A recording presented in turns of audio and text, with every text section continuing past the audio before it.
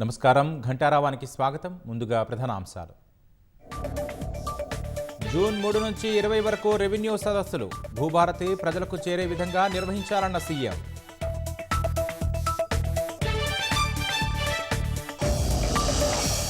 Kaleshwaram commission విచారణకు హాజరయ్యేందుకు కేసీఆర్ మొగ్గు చూపే అవకాశం. న్యాయ నిపుణులు, విశ్రాంత ఇంజనీర్లతో సంప్రదింపులు. ఉమ్మడి నల్గొండ జిల్లాలో రెచ్చిపోతోన్న మెడికల్ మాఫియా. అర్హత లేకున్నా ఆసుపత్రులను కొనసాగిస్తున్న నకిలీ వైద్యులు.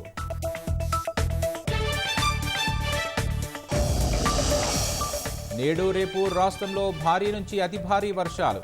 పలు జిల్లాలకు ఎల్లో హెచ్చరికలు జారీ చేసిన వాతావరణ శాఖ.